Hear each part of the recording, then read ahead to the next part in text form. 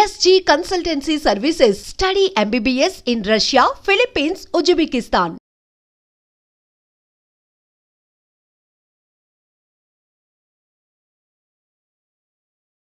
పిల్లలు ముందు నుంచి చూసారు కదా, ఇంతమందిని చూసారు, ఇంతమంది వారసుల్ని చూసారు, వాళ్ళు ఎలా ఎదుగుతున్నారో చూసారు, వాళ్ళ దగ్గర ఉన్నటువంటి కార్లు వాళ్ళ బంగారు గురించి ఆలోచన నాకు లేదు కదమ్మా. ముందు నుంచి సినిమాలు.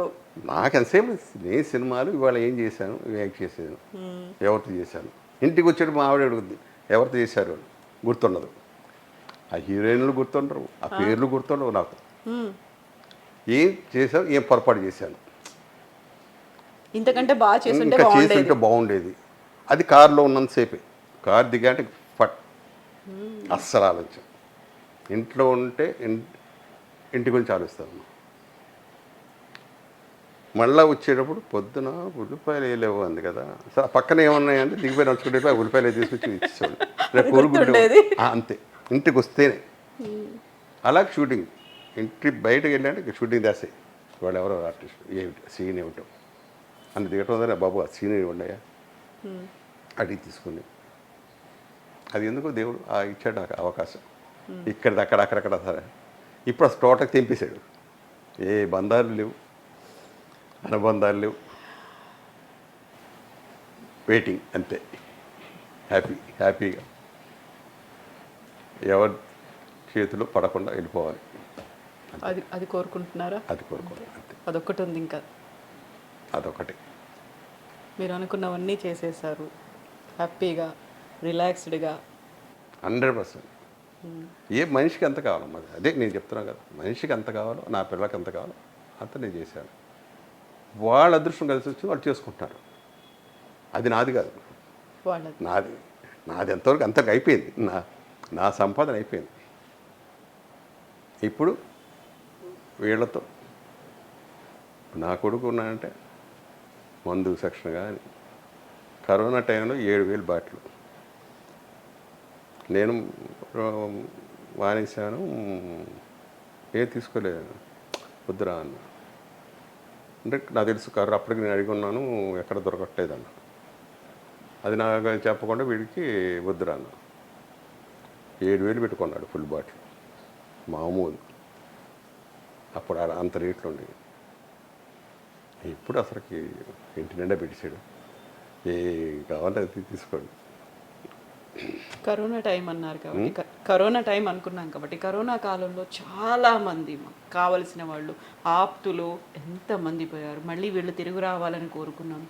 అలాంటి రాలేని కండిషన్స్ ఇవన్నీ చూసిన తర్వాత అదే టైంలో మీరు హాస్పిటల్లో అడ్మిట్ అయ్యి ఉన్నారు.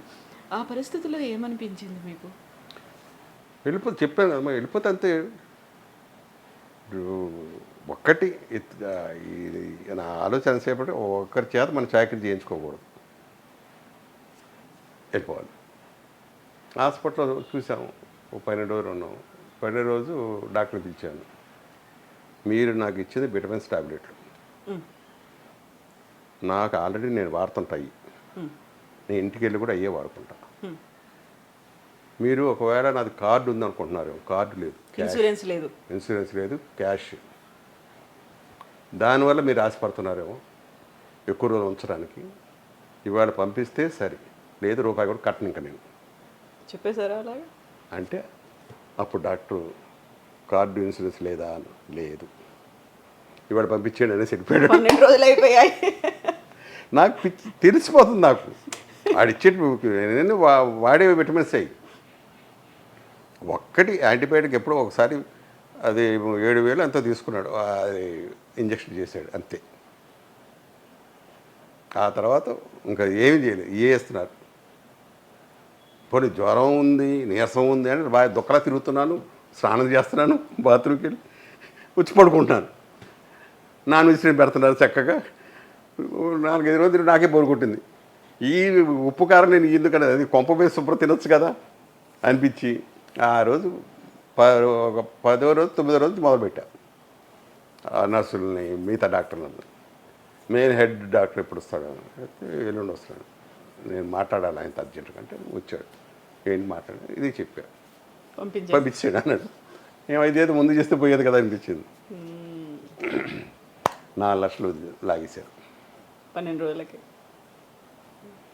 బాగుపడింది ఎవరంటే డాక్టర్లు, హాస్పిటల్స్ కరోనా వల్ల. ఆ టైంలో బాలసుబ్రహ్మణ్యం గారు పోయారు. నాకు ఇంటికి వచ్చిందా అన్నారు, బాకీలు ఏం లేవురా అందుకే వెళ్ళిపోయాడు అన్నా నేను. మావాడు ఆయన మామూలుగా కష్టమా పడింది, నిద్రలు ఉండే కాదు రోజు ఎన్ని పాటలు, ఎప్పుడు ఇది వచ్చేవాడో తెలియదు.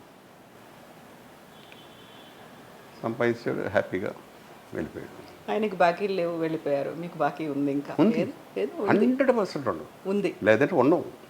ఏ రోజైతే మన బాకీ తీరిపోద్దో ఆ క్షణం ఒక మెతుకు కూడా మన దగ్గర రానివాడు దేవుడు.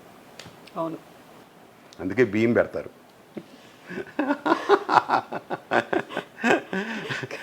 నాకు ఇంతసేపు నేను మీతో మాట్లాడుతుంటే ఇంత హ్యాపీగా, ఇంత బోళా మనిషి అంటారు చూడండి, ఇంత చక్కగా ఓపెన్ అయ్యి ఇంత మాట్లాడుతూ ఇంత సంతోషంగా కనిపిస్తున్నటువంటి ప్రసాద్ బాబు గారునా గరిష్ఠి అనుకున్నారు, అహంభావి అనుకున్నారు, తలపొగరు అనుకున్నారు అనిపిస్తుంది. చెప్పాను కదా, నాతో తెలిసి దగ్గర ఉన్న వాళ్ళందరూ ఇదే అనుకుంటారు, బండబాబు అని. మిగతా వాళ్ళందరూ మూర్ఖుడు, కోపిష్టి, గర్విష్టి, ఎన్ని బిరుదులు ఉన్నాయి అన్నీ నాకే ఉన్నాయి.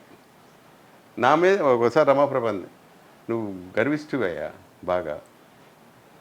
నేను గర్విష్ఠుని ఎవరు చెప్పారు మరి నీకంటే? ఉంటారుగా వాడు చెప్పారులే.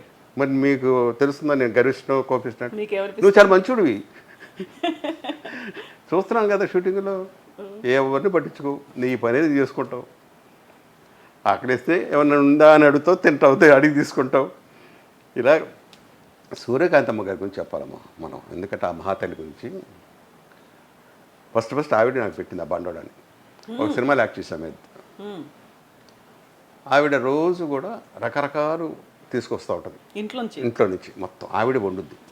ఒకరోజు పులిహార, ఒకరోజు బొబ్బట్లు, వాటి పైన నెయ్యి రాయడం, నెయ్యి కూడా తీసుకొస్తుంది.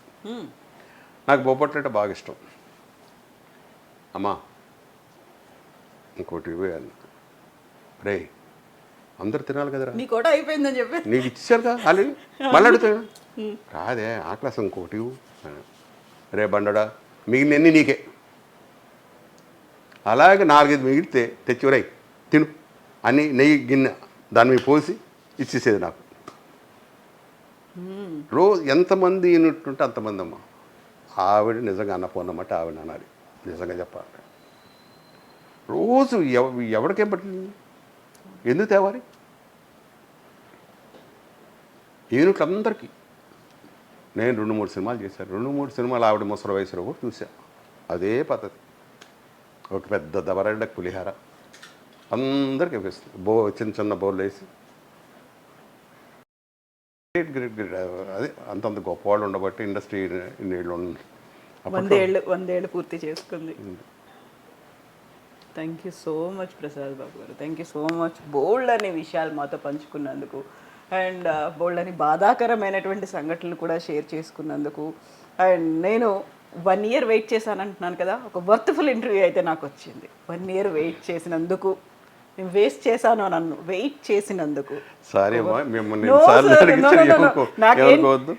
నేనేమంటున్నానంటే, యూజువల్గా మీరు అన్నారే 1 year వెయిట్ చేశారు అనేసరికి ఇంకేవో అనుకుంటారని కాదు, ఎందుకు అయింది అనేది ఇప్పుడు మీరు ఓపెన్ అయ్యి చెప్పినందుకు, ఇంత టైం మాకు ఇచ్చినందుకు thank you so much Prasad Babu garu. మీరు ఎప్పుడు ఇలాగే సంతోషంగా ఆరోగ్యంగా ఉండాలి. బోల్డని బాధ్యతలు అయితే ఇంకా ఉన్నాయి అర్థమవుతుంది, బట్ అన్నింటిని కూడా కంప్లీట్ చేయండి, ఫుల్ఫిల్ చేసుకోండి. Thank you so much. Okay, నమస్తే, థ్యాంక్ యూ, థ్యాంక్ యూ.